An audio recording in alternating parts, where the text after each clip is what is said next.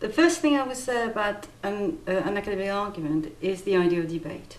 Debating ideas, not opinions. I think there's a big difference between, giving your opinions and debating ideas. So maybe we should add the term intellectual debate.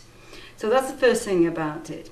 And then the second thing that for me is quite important as well is that, so when you're presenting an academic argument, you are taking a stand on a certain issue. You're presenting data in a certain way.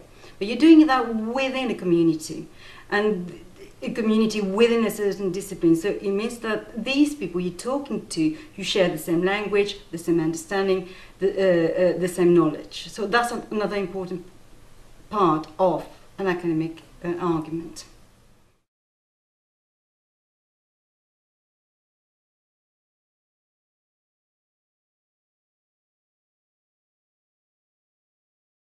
I would say that most of the time when I talk to my students, their main weakness is a lack of reading.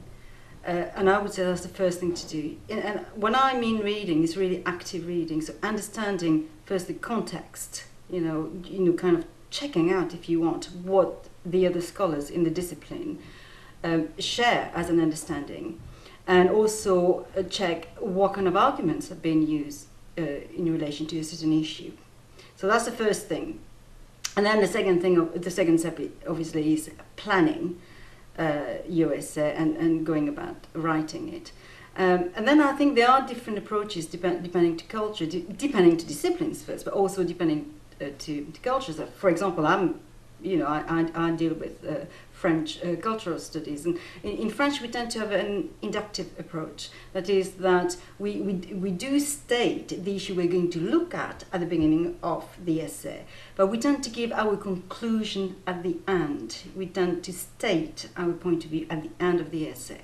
So I tend to tell my students that the first thing to do is to think of their conclusion, not their introduction.